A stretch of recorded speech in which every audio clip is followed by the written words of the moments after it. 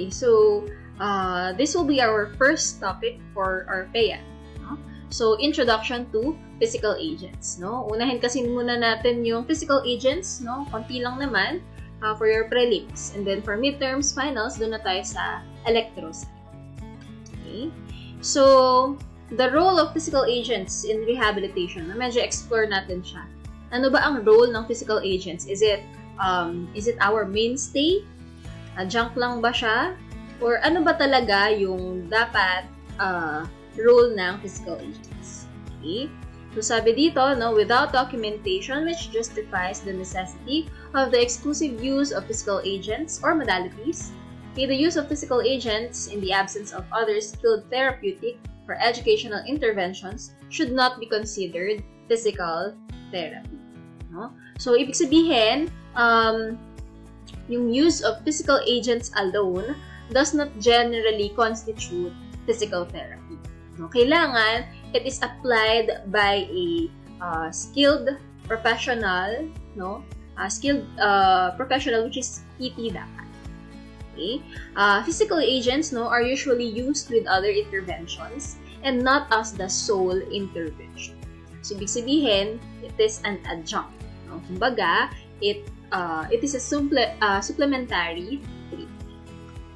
Okay? So, pwede kasi yung physical agents, pwede siyang i-apply before or pwede din during, okay, which is madalang, and then after the treatment. No? Usually, yung physical agents natin, they prepare the patient dun sa ibibigay nating exercises. Okay? Next. So, what are physical agents?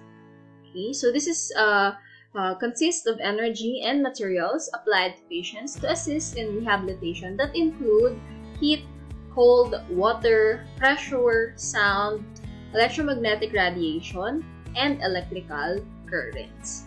Okay, so yung heat tsaka yung cold, you were able to cover this during your intro to PT, no? Kung maalala niyo, di ba, yun yung mag-a-apply kayo ng cold packs or kaya ng hot moist pack, okay, sa inyong practicals. Okay? So, kumbaga, si PEA is just a continuation of that. Okay?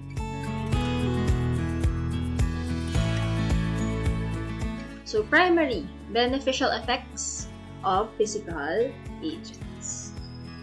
Right? So, this is primarily for your tissue healing and repair, increase tissue extensibility, okay, modify tone abnormalities, okay, pain relief, decrease motion restrictions. Okay, so tissue healing and repair, no, most likely ito yung when we apply hot moist pack, no, yung mga increased temperature, pwede din yung mga ultrasound, no. Later on, i-discuss natin yung mga, may certain categories kasi yung physical agents. Okay? Pero primarily, no, ito yung mga beneficial effects nila. Okay? Some of those agents can increase yung tissue healing and repair, no. Some would be pain relief. Okay? Actually, ito pala ang kanilang most kumbaga, common denominator ng ating mga agents. Okay? So, next tayo. So, we have categories of physical agents. Okay, so, kumbaga, sa ating topic ngayon, ito yung pinaka-dapat, pinaka-matutunan nyo. You have the thermal agents, the mechanical agents, and your electromagnetic agents. So, isa-isahin natin. For your thermal agents, no, this is a transfer of energy to a patient to produce an increase or decrease in tissue temperature. No? So, meron tayong superficial and deep heating agents. Okay?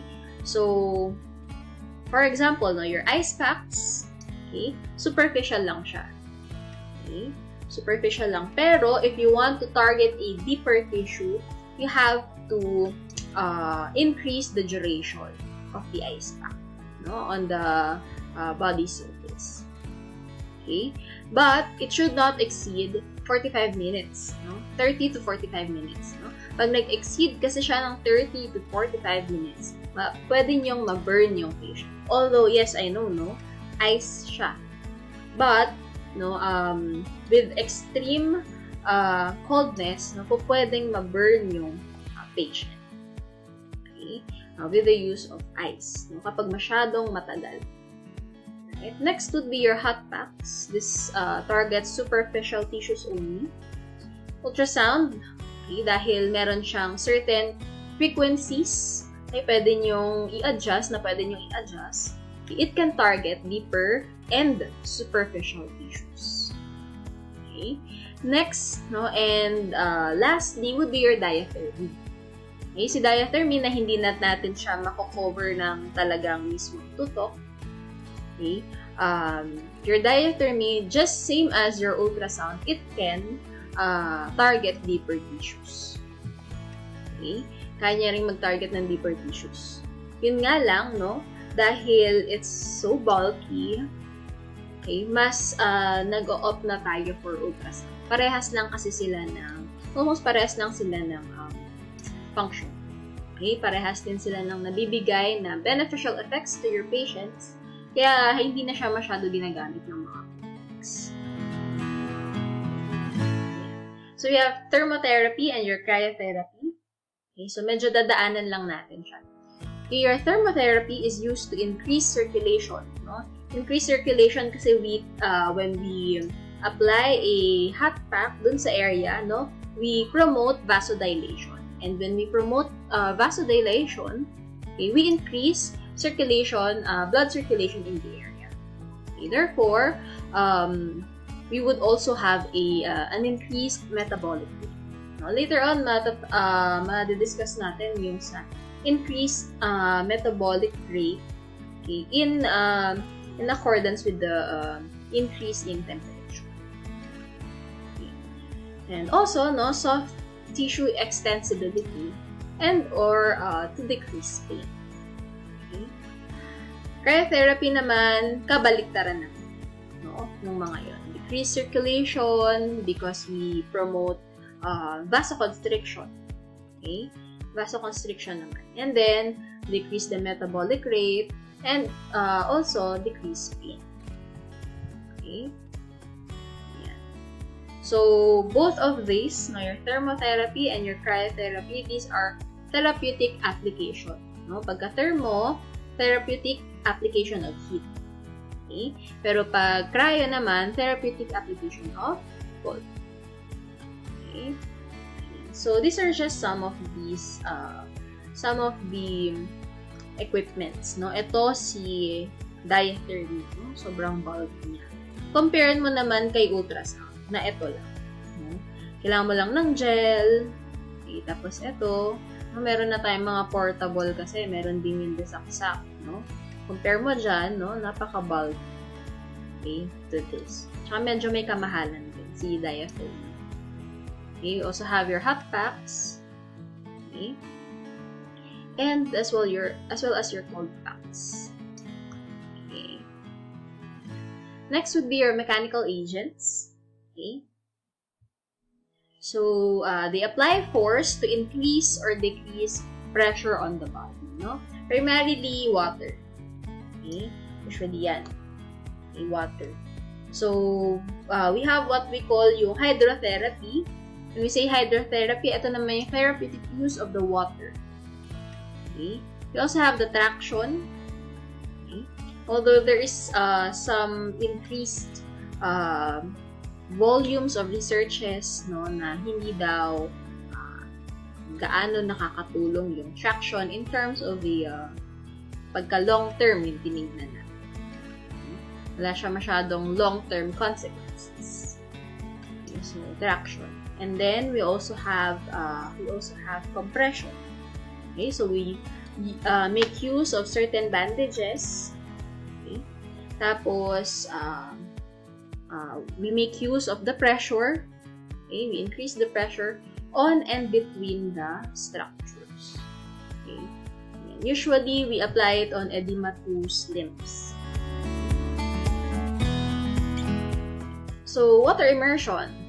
Okay, water immersion or your hydrotherapy, you increase the pressure around the area and It also provides buoyancy and transfers heat to or from that area. No? Unfortunately, nung wala tayong face-to-face, ito madadaanan nyo to sa foundations of the therapeutic exercises. No? Yung inyong hydrotherapy. Okay? Traction. Okay? This is used to alleviate pressure on structures that become inflamed when compressed. No? Later on, may picture tayo kung ano yung itsura ng traction. Okay? A lot of clinics still use traction. Okay? Compression, used to counteract fluid pressure and control or reverse edema. Okay? So, ito yung traction. Okay, for compression naman, we make use of bandages. And this is your water immersion. No? Sa FEU, no, kung maalala ninyo, meron dun sa JCR may pool. No? Dun namin ginagawa yung demo for hydrotherapy. Okay. So, unfortunately, no, hindi natin kasi practice mismo. No? Yung hydrotherapy will tackle a little bit of it kasabay nung shockwave. No? Pero hindi natin siya ma-apply at our mini cracks and grand cracks. No? I-discuss lang natin. And then, let's go to the electromagnetic agents. Okay? Electromagnetic agents.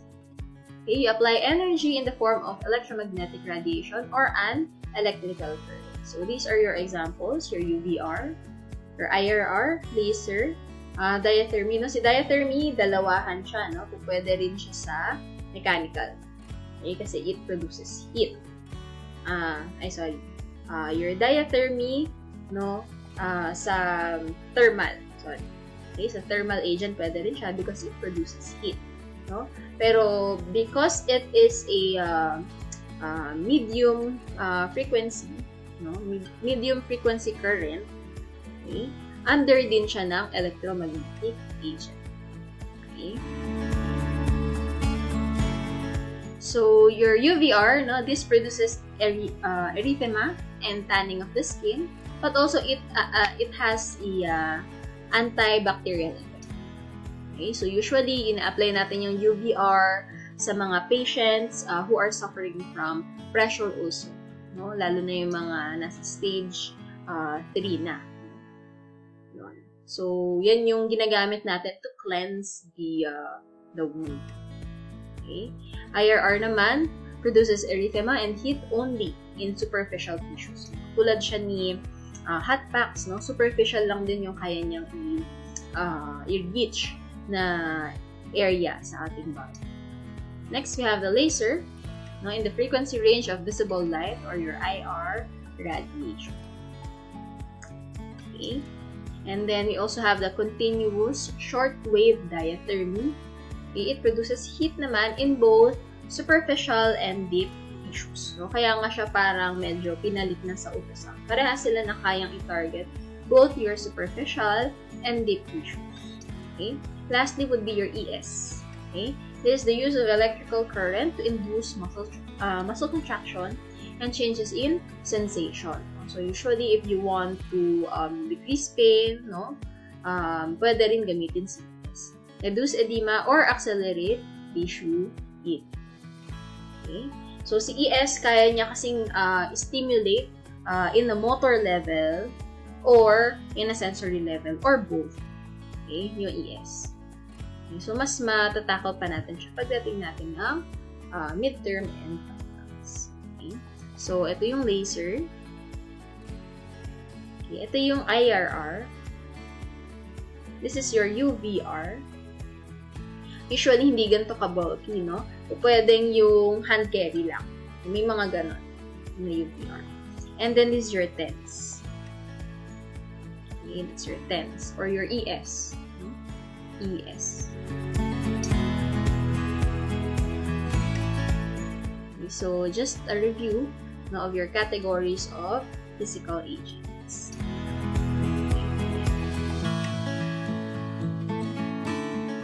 Now, let's go to the general contraindications and precautions for physical agent use. No?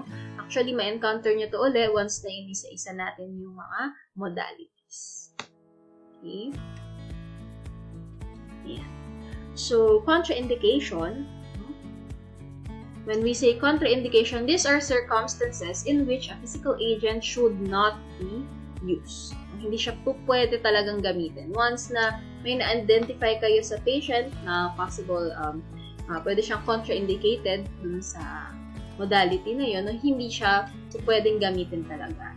No excuses. Precaution naman, these are circumstances in which a physical agent should be used with caution. Kumbaga siya yung nasa twilight zone ng indication and contraindication. Okay? So, what are those common contraindications? Okay?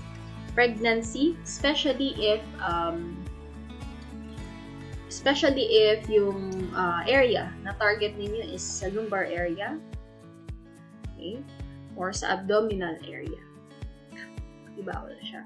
Malignancy, no? Especially dun sa area kung saan merong malignancy. Okay? Pacemaker or your cardiac pacemaker, yun yung parang sinasabi nilang baterya dun sa heart. Okay? Or other implanted electronic device, no? Kasi po pwedeng baka ma-reset natin yung naka-program na dun sa electronic device. So, we don't want that.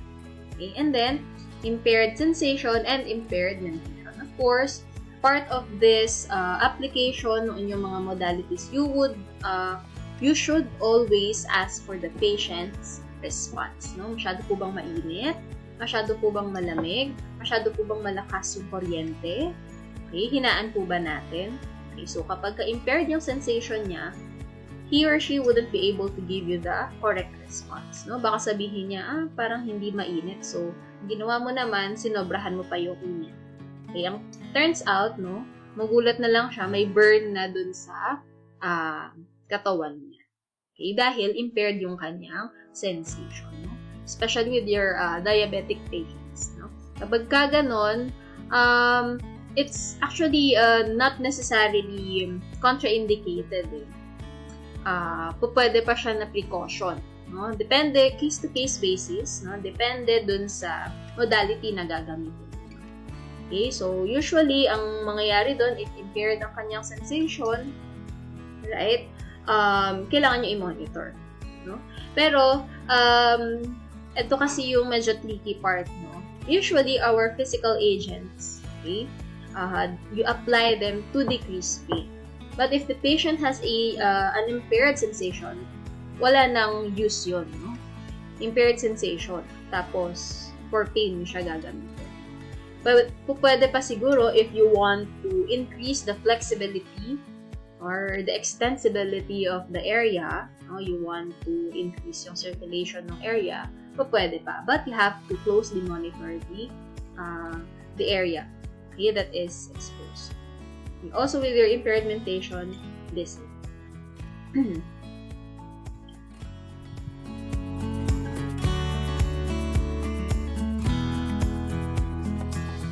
Alright, so this would be the attributes to be considered in selecting your physical agents. No?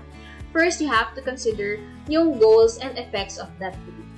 Ano ba yung goal natin? Ba't natin to, ano ba yung gusto kong mangyari? Ang gusto ko, like for example, no, meron akong ankle sprain patient. Ang gusto ko, no, mabawasan yung pain niya, yun yung goal, decrease pain. I also want to decrease yung edema. Okay? Ang gusto ko din, ma-decrease yung further pag-globo niya. Okay? So, considering that, okay, next, kailangan mo muna ma-determine yung contraindication and precaution. Baka kasi nag-iisip na tayo ng certain modality, hindi pala siya pwede doon. Like for example, sa contraindication, bawal ba kay patient to? May impaired sensation ba siya? May impaired mentation ba siya? Wala. Okay, so pwede. Now, evidence for physical agent use, no? Nabasa niyo sa current research, okay naman siya, effective naman siya, or kaya, it really serves the purpose. No? Like for example, hindi naman na natin kailangan ng further research if you just want to decrease the pain. No? Proven and tested na talaga siya. No? Kumbaga, wala nang doubt. Okay? So, sure na sure ka that with the use of cryotherapy, okay, pwede mong ma-decrease yung pain, ma-decrease yung formation of edema because it will decrease the circulation on that area. Okay?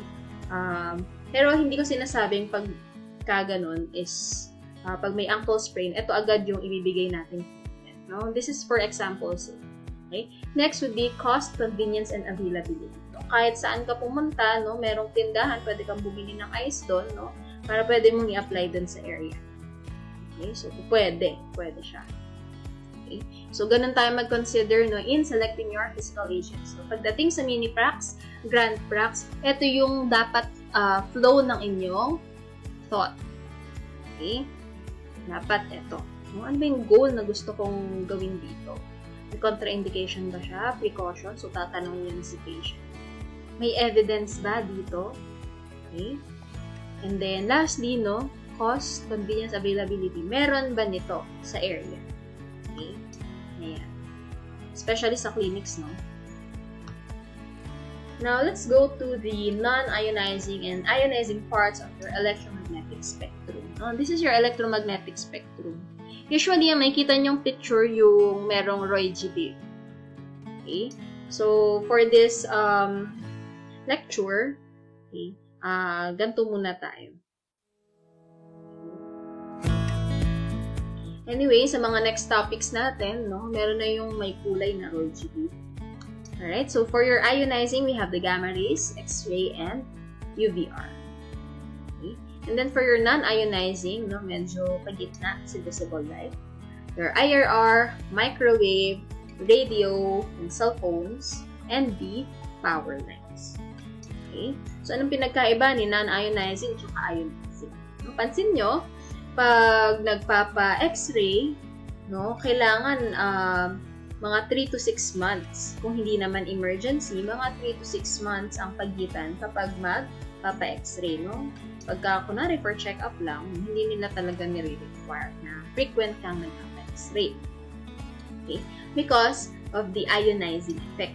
Now, when we say ionize, ion mismo, no? This is a health threat as it involves changing the basic makeup of atoms, no? So, kaya siya cancerous. Diba yung cancerous, pag masyadong maraming mutation sa inyo, no, inside the cell, that could cause cancer. So, si ion, yun yung nangyayari. Pagka expose tayo masyado sa mga rays na ito. Gamma rays, X-ray, and your UVR. Kaya meron tayong skin cancer. No? Sila yung madalas nasobrahan sa UVR. No? UVR exposure. Non-ionizing, of course, would be the opposite of your ionizing. Ito naman yung safe, no? But not totally safe, but it could be harmful only to the extent of amount of energy. Ibig sabihin, pag nasobrahan na. Okay? So, that's why we maintain a certain parameter for your non-ionizing. Okay? They are not that harmful as harmful the ionizing is. Okay?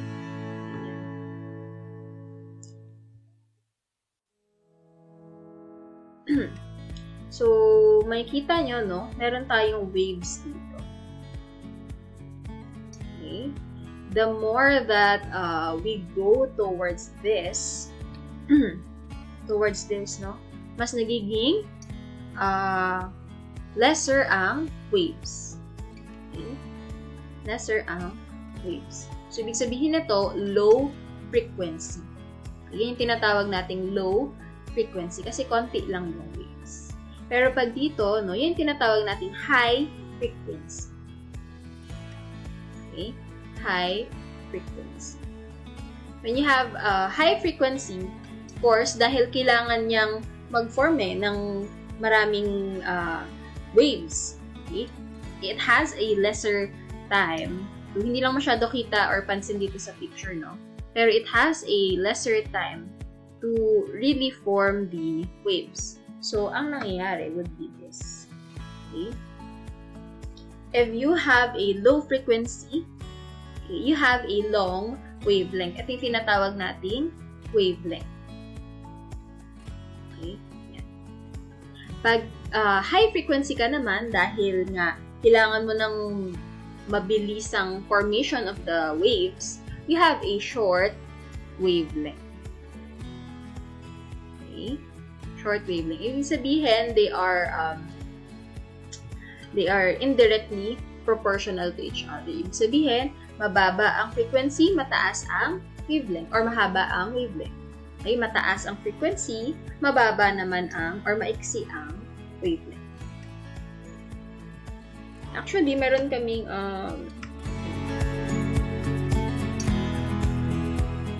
may palatandaan dyan, no? Hindi pa nauuso yung WAP na kanta, no? Ito na yung palatandaan namin, no? WAP naman. Okay? Yan. WAP. F-W-A-P, no? Bakit F-W-A-P? No? Yung WAP na yan. Okay? WAP means, diba? F-W-A-P. No? Frequency. Okay? Teka, ano tayo? Magdo-drawing tayo.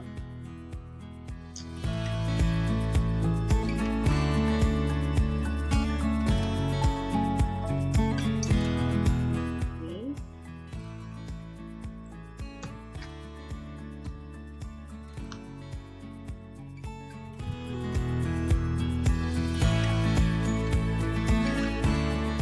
Hindi ako makapagsulat. Lang.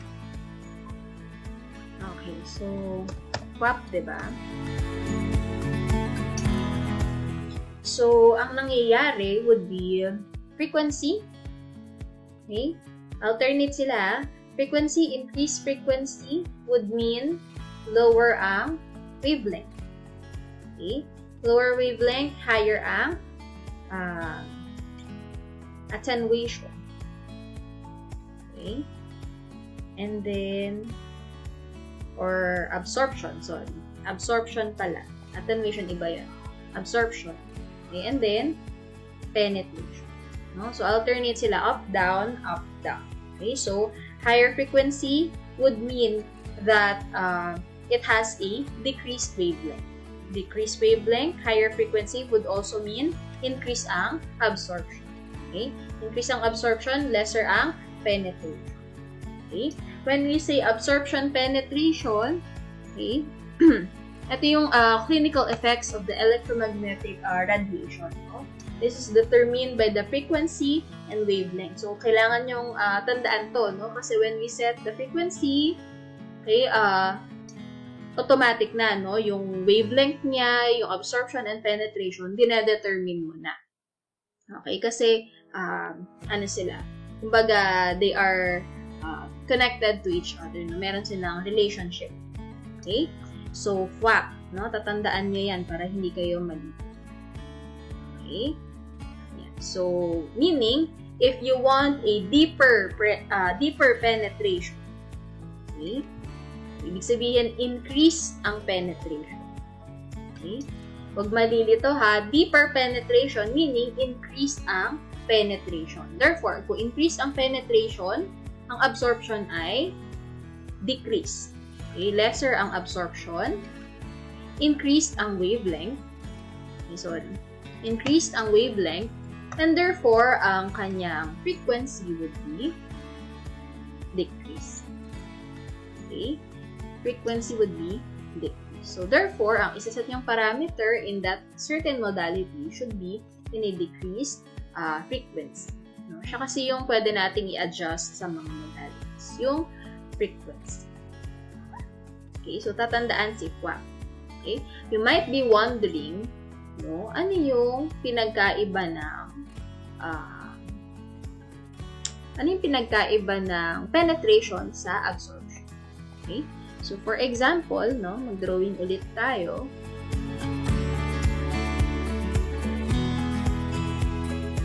Ay, bakit red? Trace natin. Okay. Let's try green naman. Okay? Ayan. So, itong green box na to, let's say ito yung area. Okay? Tapos, yung blue na box, ito yung modality. Okay? Siya yung modality. Alright? Tapos, pag in-apply niya siya, hindi natin ng yellow. Kunwari, ito yung radiation. Okay? So, for example, no, we have a high frequency. Alright? May high frequency tayo. So, remembering the QAP, no, high frequency. Lower, high frequency, shorter wavelength. Okay? Increase ang absorption, lesser ang penetration. Okay? Increase absorption, ibig sabihin, ang area lang na kung saan mas magdodwell yung energy would be in here. Okay? Diyan lang, sa superficial area. Ibig sabihin, okay, increase ang absorption. Therefore, ang target natin is superficial tissue. Okay? But, if you want a lower frequency, meaning, kung mapapansin nyo, no, pagka increase ng absorption, hindi malalim yung nare-reach ng energy because dito pa lang, ubos na yung, kumbaga, dito nyo na na-spend yung energy. Okay? So, hindi na siya magpe-penetrate pa ilalim. Okay? More on superficial na lang. So, it's vice versa with, ay, na-erase lahat. It's vice versa with yung increase naman yung penetration. Okay? So, ibig sabihin, yung energy, no, titipirin mo from the crossing the surface kasi ang gusto mo is makatarget ng mas malalim pa. Okay? Yun naman pagka lower ang inyong frequency. Okay? So, move on tayo. So, let's go on to the theories and laws. Okay? Theories and laws. Okay? Electromagnetic wave theory. Okay? The energy is transmitted by oscillatory motion in the form of electromagnetic wave. Okay? So, ibig sabihin, oscillatory, ibig sabihin, meron siyang swing and moving back and forth. Okay? Moving back and forth. Okay? Like for example, yung inyong electromagnetic spectrum kanina, no? Ayan, no? Moving back and forth. This is the oscillatory motion. Okay, so that's the electromagnetic wave theory. Okay? Ayan. So, ang sabi kay electromagnetic wave theory, no, na shorter yung kanyang wavelength, the higher the frequency. So, medyo nag-a-apply siya dun sa QAP na palatandaan. No? QAP. Okay? We also have laws, no? Governing high-frequency current. No? So, nabanggit na natin, no? Pagka-absorption, it's more of the superficial. Penetration, more on the deeper tissue. Okay? So, we have quantum theory. Actually, itong mga theory na to, ito yung i-apply natin, no? Kung bakit ganito yung application natin sa isang modality, kung bakit nilalapit natin siya, bakit natin siya nilalayo, bakit ganito yung position, no? Hindi po pwedeng bastang nailagay mo lang, okay? Yung mga yun. So, it will be governed by these theories. Okay? So, quantum theory. Okay, the indivisible unit of radiant energy is the photon. Okay? The higher the wave frequency, the higher the energy content. Okay? So, yun naman, no? Mas increase yung energy expenditure, okay, coming from the modality if it has a higher wave frequency. Okay? So, medyo may additional na tayo aside from QAP. Nalaman natin from your quantum theory that it has higher energy content pagka higher ang frequency wave. You also have the laws of optics. Okay? So, makita nyo naman dito sa picture, no? Energy can be reflected, refracted, no? Reflected meaning, ni-reflect niya lang, no? It's going away, no? You directed it here, pero nag-reflect, no? Nag-bounce back na siya. Refracted, when we say refracted, lumusot, no? Lumusot siya, pero upon hitting the surface, no? Let's say this is water, tapos yung light, okay? Let's use the light or yung UVR, no? Refract means inabsorb niya yung energy, okay? But upon absorbing, nag-change ng angle. So that's your refracted. No? Mapapansin nyo naman, magkaiba sila ng direction konti. No? Medyo tumagilid siya ng konti. Okay? Energy can be penetrated. No? Penetrated, ibig sabihin, you would go deeper. Absorb, no? Pwede siyang mag-stay sa superficial area or all of this. No? Kung pwedeng pwedeng yung energy na yon, okay, in one exposure of UVR, kung pwedeng mangyari yon lahat at the same time. Okay? Kung pwedeng some of the energy are reflected, some of the energy are refracted, okay, some of the energy are absorbed, some of the energy penetrates. Okay? So speaking of reflection, we have the law of reflection. Okay, so law of optics, dun niya lang, sinasabi niya lang that energy can be reflected, refracted, absorbed, and but by your reflection, no, when a ray of light reflects off a surface, meaning katulad na nangyari dito, no, ni-reflect niya yung light, the angle of incidence is equal to the angle of reflection. Okay? Ibig sabihin, incident ray, okay, or angle of incidence, when we say angle of incidence, yun yung angulo kung saan in-apply mo siya, no? Kunwari, in-apply mo siya in 45 degrees. Okay, so kung 45 degrees yung iyong application towards the surface, no? 45 degrees, yun din ang kanyang angle towards reflection. Okay, magkaparehas na. Katulad na ito, no? So that's your law of reflection. We also have the critical angle pala, no? Pahabol ko na. Although I think mababangit siya ulit sa next slides. Okay? We have what we call your critical angle, which is at 15 degrees. Ibig sabihin, pagka lumagpas ka ng 15 degrees, more likely magre-reflect talaga yung energy. Okay? But if it's lesser than 15 degrees, less likely for the energy to get reflected. We also have the law of refraction. Okay. Light penetrates the surface of an object and are bent when it passes through a different medium. Like for example, this one, no? Yung light. Okay, ganyan yung direction niya. Nung nag-pass siya through the water, na balik ko ng konti yung direction. So that's your law of refraction. Next is your Arndt-Schulz law. Okay. So si Arndt-Schulz law, too little energy have no measurable effect. Too much can be damaging, while energy levels that is between these extremes can be therapeutic.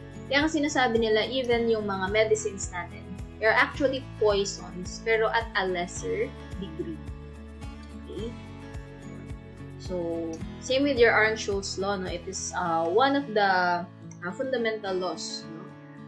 Kailangan hindi masyadong kulang yung exposure or yung duration or yung parameter ninyo, hindi rin naman sobra. Okay, kailangan nasa gitna lang nung extremes ninyo. Okay? We also have the Beer-Lambert law. Okay? The degree of absorption is dependent on the wavelength of radiation and the nature of absorbing tissue. Okay? So, for example, no, a decrease in intensity as a beam passes through a medium that can absorb it. Okay? There is a decrease in intensity as a beam passes through a medium that can absorb it. Okay? So, lang. Okay. Next tayo. Your Lambert cosine law or your Stefan-Boltzmann law. Okay? If you want, sabi naman dito kay Stefan-Boltzmann law, no, if you want maximum absorption of the radiant energy, okay, it should be at a right angle, no? So that it could really absorb, no? Syempre, di ba sinasabi natin kanina, meron tayong critical angle, no? So, kung i-hit natin siya at 90 degrees, no, there's no way that the energy could be reflected, no? Wala siyang choice kundi ma-refract. Okay? So, therefore, ang mangyayari would be, no, ma-absorb mo siya, no? But not necessarily 100%. Okay? Hindi siya 100%. But, the maximum absorption can be reached at applying the modality at 90 degrees. Also, we have Grotius-Draper law. Okay? Grotius-Draper law naman, the extent of the effect will be determined by the amount of the energy that is absorbed by the tube. Kumbaga, we're not talking about kung ilan yung energy or amount of energy that was absorbed on the superficial area. We're not talking about that. But your Grotius-Draper law is yung extent kung saan nakapasok dun sa area, yung nakapasok dun sa bodily area, yung dito, yung energy. Okay? Baka kasi na-reflect siya. Okay? So, ibig sabihin, if lesser ang na-absorb and more energy were reflected indeed, okay, yung inaasahan yung effect, lesser din. So, for example, no, gusto nyo uminit yung area. No? Gusto nyo uminit yung area with the use of ultrasound, pero hindi nyo siya, kumbaga, hindi siya ginagamitan ng Stefan-Boltzmann law. Ibig sabihin, hindi nyo siya ina-apply at a 90 degrees, no? Medyo nakatagilid. Okay? So, lesser yung amount of energy that goes directly to the surface ng body. Okay? So, lesser din yung magiging effect. Then, we have inverse square law. Okay? The intensity radiation is inversely proportional to the square of distance between the source and the absorbing tissue because of the divergence rays. Okay? So, ibig sabihin po, no, ang inverse square law, sinasabi niya lang, no, from here. Okay? Inversely proportional daw ang intensity radiation, okay, to the distance. Okay? Ibig sabihin, the more na mas malayo kayo dun sa, like for example, no, this is the area that needs to be exposed. Ito yung IRR. Okay? The more na malapit siya, no, the shorter the distance between them, okay, the higher the intensity of the radiation. Okay? The more likely na baka pwede nyong ma-burn yung patient. Okay? So, ang gagawin ni PT, ilalayo niya yung IRR. Okay? Ilalayo niya yung modality. So, more distance, okay, lesser naman ang intensity of the radiation. Okay? Next, we have the Kirchhoff's law. Okay? This is the greatest amount of heat is developed in the region of greatest current density. Okay? Greatest current density. Okay? So, like for example, no, when we say greatest current density, kung maalala nyo, no, yung pads, okay, dito pa siya. Okay, yan. So, for example, mas maliit dito yung ginamit natin. Okay, maliit lang.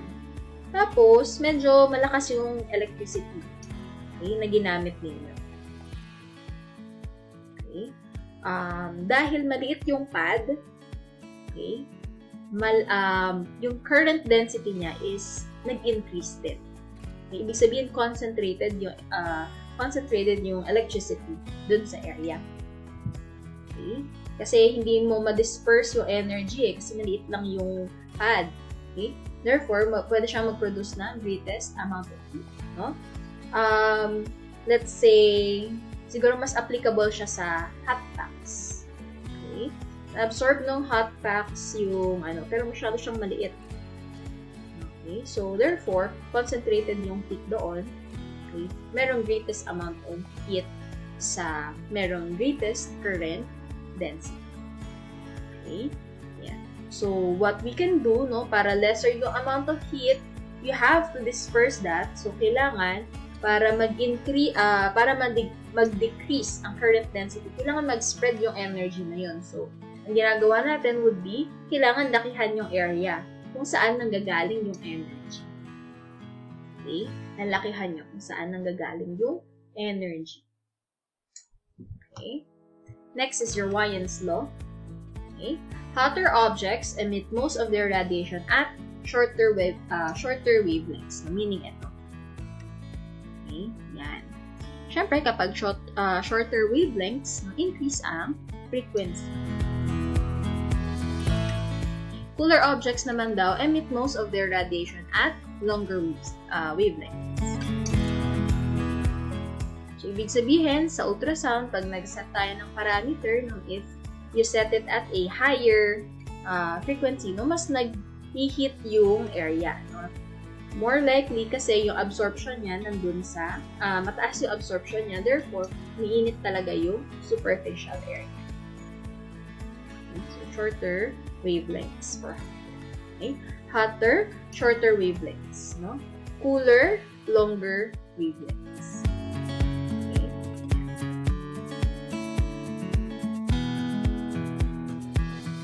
Yun din yung Now, let's go to the Van Hoff's law. Okay, the last law. Okay, so, sabi naman dito, for every 10 degrees increase in temperature, there is 2 to 3 times increase in metabolism.